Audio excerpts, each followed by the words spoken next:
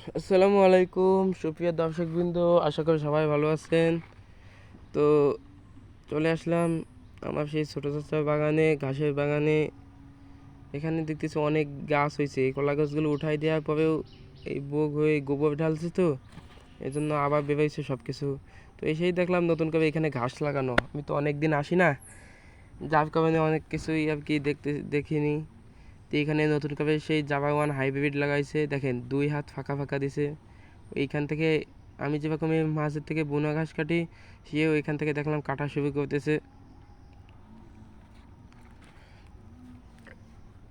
এখানে মোটামুটি একটা ভালো একটা পরিবেশ উদ্যোগ আছে। আল্লাহ রহমতে খুবই ভালোই হয়েছে। বেশি দিন হয়নি এগুলো লাগাইছে, সম্ভবত 10-15 দিন হয়েছে। একটা বাঁশের ঝাড় আছে, ওই বাঁশের ঝাড়ের কারণে ওই জায়গাটা একটু রোদ্দুর কম পাবে, ওইখানে ঘাসগুলো একটু কম হয়। তো আপনাদেরকেই দেখাবো আজকের ঘাস বাগানটা।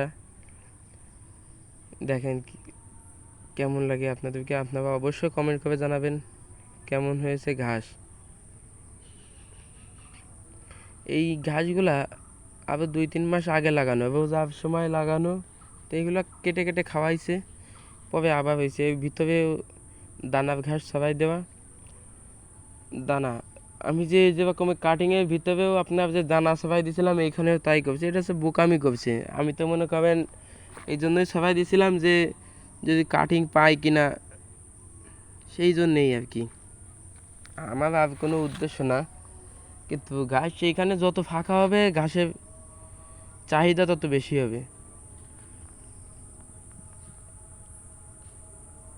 তো এইখানে দেখেন পানি জমার কারণে প্রায় মাজা বুক সমান কেটে দিছে, বুক সমান কেটে দেওয়া হয়েছে।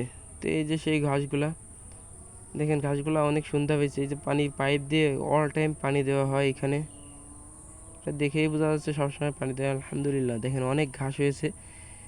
তো এই যেহেতু দানার ঘাস, এটা দানার ঘাস হচ্ছে কাটিংয়ের ঘাস, 1000 গুণে ভালো এবং অনেক ভালো একটা ঘাস।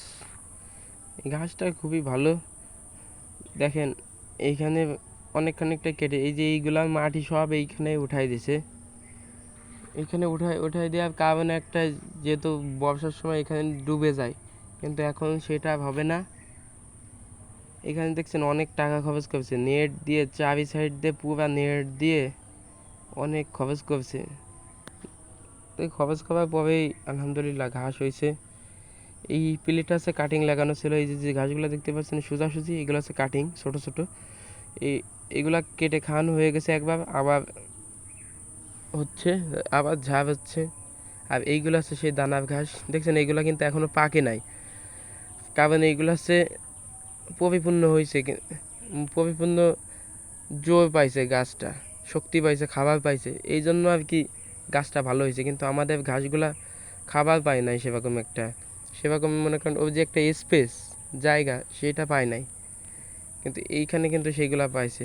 অনেক জঞ্জাল হয়েছিল এখানে, আমি এসে দেখছিলাম 1-1.5 মাস আগে, 1-1.5 মাস বলছি, 2-3 মাস আগে এসে দেখছিলাম অনেক জঞ্জাল হয়েছে। তো সেইগুলা উঠাই ফেলছে, উঠাই যে এই কাটিংগুলা লাগানো হয়েছে। এই কাটিংগুলা পরে লাগানো, আগে দানাগুলা সরানো আর কাটিংগুলা পরে লাগানো। এইখানে দেখতেছি এইখানেও পাই আছে। আর এই যে ছোটো ছোলা এই ঘাসটা, এইটা এটা হচ্ছে সেই অজানা হাইব্রিড। হ্যাঁ, এটা হচ্ছে সেই অজানা হাইব্রিড। আপনি পানিতে শুকনায় যেখানে লাগাবেন এই ঘাসটা সেখানে হবে। দেখছেন কেমন ঝাড় হয়েছে, মোটা মোটা হয়েছে, কি অনেক মোটা হয়েছে। আমি তো দেখে অবাক যে এত মোটা হইলো কিভাবে। তো এখানে পরিপূর্ণ খাদ্য পাইছে, যার কারণে এরকম সাইজ হয়েছে। ঘাস লাগানোর আগেই আমি দেখতাম যে এইখানে ভ্যান ভরে, ড্রাম ভরে গোবর নিয়ে আসতো। সেই গোবরগুলা এইখানে সরাই দিয়ে শুকানো হতো। ওই শুকানোর পরে হচ্ছে কাটিং লাগানো, মাটির সাথে মিশে গেছে, পুরো শুকিয়ে গেছে। পরে হচ্ছে মনে করেন এই কাটিং দানার ঘাস এগুলো লাগানো। এখানে আবার শিরিষ গাছ ভেঙে পড়ছে ঝড়ের কারণে, সবারই ক্ষয়ক্ষতি হয়েছে। এই শিরিষ গাছ ভেঙে পড়ছে। তো আমার এই গাছগুলো লাগানো পছন্দ হয় নাই, কারণ এই কাটিংয়ের ভিতর থেকেই আবার দানার গাছ লাগাই দিচ্ছে। এই গাছটা আমার বেশি একটা পছন্দ হয় নাই, কারণ শুধু যে কোনো একটা থাকবে, ওই একটাই ভালো হবে। কিন্তু দুইটা দিয়ে ভালো হলো না, তাতে লাভ নেই। একটা থাকবে, ওই একটাই মনে করেন 100% ভালো হবে। এইটাই হচ্ছে নিয়ম, আমি যা মনে করি, আমার কাছে তো এটাই ভালো মনে হয়। তো এইখানে এবার ঘাস কাটবে, যেহেতু বিকালে ঘাস কাটা, যেহেতু সে একা, তার খামারে একাই, এই জন্য সকাল দুপুরে ঘাস কাটা হয়ে গেছে। এখন মনে করেন বিকালে কিছু দেবে এবং রাত্রে আবার কিছু দেবে, যার জন্য ঘাস কাটার উদ্দেশ্যে আবার আইসে। ঘাস বেশি দিলে, যেহেতু তার অনেকগুলো গরু, এই জন্য প্রচুর পরিমাণে খরচ হয়। ঘাস বেশি দিলে দানাদার খাবারের চাহিদাটা কম লাগে, কারণ অত দানাদার খাবার দিয়ে তো পোষানো যাবে না। এখানে তো আমরা ব্যবসা করতেই আইছি মূলত, কিন্তু সেইভাবে তো আর কি পোষানো যাবে না। তো এই গাছগুলো আমার দেখতে ভালোই লাগতেছিল, এই জন্য বারবার এইদিকেই আপনাদেরকে দেখাচ্ছিলাম।